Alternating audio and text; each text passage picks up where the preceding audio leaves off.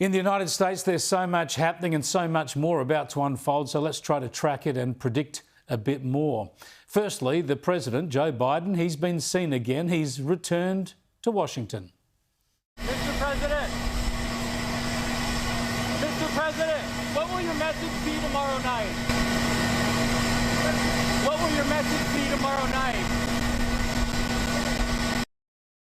Yeah, Joe Biden's back at the White House, but we haven't heard from him yet. Stay tuned, though, because tomorrow morning, our time, the President will deliver an address to the nation from the Oval Office. See it here live on Sky at 10 o'clock tomorrow morning.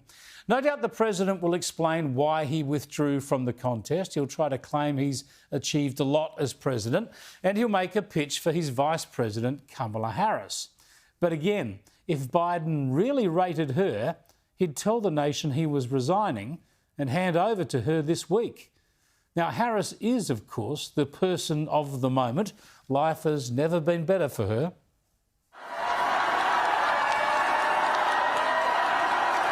And are we ready to fight for it? And when we fight, we win! Now, already enough delegates have pledged to endorse the Vice President at the party's convention next month to make her the candidate. No alternative candidate has put up their hand, and one national poll has Harris favoured by a couple of points over Donald Trump. And a raft of senior Democrats are singing her praises. I have seen a surge of enthusiasm from every corner of our party uniting behind Vice President Harris. Kamala Harris and her candidacy has excited and energized the House Democratic Caucus, the Democratic Party, and the nation. Yeah, the zeitgeist is with the Vice President. That's undeniable, and that's as you'd expect. She's new, she's campaigning to be the first female president, and suddenly the campaign's not a contest between two men in their 80s. Do we want to live in a country of freedom, compassion, and rule of law, or a country of chaos, fear, and hate? Yeah, and the Democrats, in the blinking of an eye, have gone from dismissing age, as they've defended Biden, to arguing that Trump is too old to return to the White House. This wave of support for Harris is entirely to be expected. The big question is how long it lasts. Can the Democrats ride the enthusiasm all the way to November, or will voters get a good look at Harris's record and see what the Vice President is really like? I am Kamala Harris. My pronouns are she and her. I am a woman sitting at the table wearing a blue suit. Yeah, Harris loves a bit of identity politics. I mean, I've shown you those identity politics helped her get the job. I told you I was going to have a smart vice president, an African-American woman. We got one, and I'm honored to be with all of you tonight. Harris's one serious assignment as vice president was to tackle the border crisis, and she failed abysmally, with the Biden administration completely losing control of the Mexican border. Elsewhere, she's made news for gaffes like confusing North Korea and South Korea, or laughing at inappropriate moments. Harris is further to the left than Biden, and she's been deeply unimpressive. The Vice President might take it up to Trump all the way, but I think it's more likely that people will soon figure her out.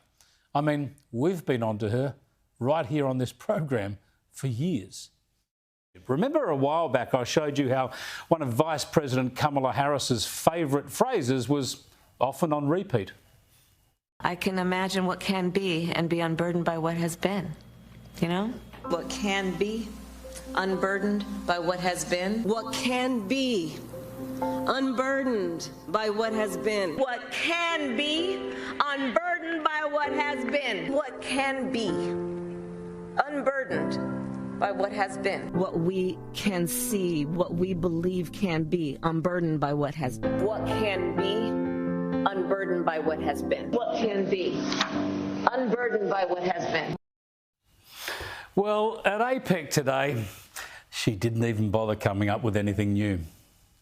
Innovation is about our ability to see what can be unburdened by what has been. Oh, I really wish I could see where the US is going, unburdened by seeing what has been. Yeah, I'll tell you what, in fact, I've often argued that the risks of Harris were the only reason to hope that Biden lasted the distance.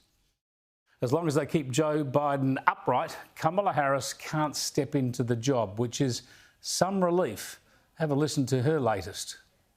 Electricity from wind and solar farms in the Arizona desert, delivered to people millions of miles away, potentially, well, certainly thousands of miles away. Bit of a typo there. Yeah, once again, the Vice President was a million miles off target. Her comments are often as vague and meaningless as the President's, and she's more than 2 decades younger. For us at every moment in time, and certainly this one, to see the moment in time in which we exist and are present, and to be able to contextualize it, to understand where we exist in the history and in the moment as it relates not only to the past but the future. In the moment, in this paradigm, this moment in time. Wow, I mean, it's her moment at the moment. I hope she's understanding the moment and contextualising it as she tries to take the candidacy for the Democratic Party. Yeah, as you can see, I'm no Johnny-come-lately to Kamala Harris scepticism. She's been a hopeless Vice President, and the Democrats must really have their hearts in their mouths now. First, let me just share with you some more of the wisdom we often get from the Vice President of the United States of America. Here is Kamala Harris's insight on transport. And I again want to thank the Secretary for your work. This issue of transportation is fundamentally about just making sure that people have the ability to get where they need to go. It's that basic. Transport is about getting where you need to go. Where would we be without her? Just a hint of the madness to come. Yeah, and most of the world's just getting to know her. We've had a head start here. There's also the issue of authenticity. Harris comes across often as a fake, and that was never more obvious than an event that she filmed, supposedly chatting with eager young kids, but they turned out to be child actors.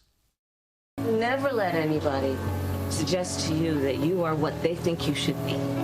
You tell them who you are and who you know you are and what you intend to be. Got that?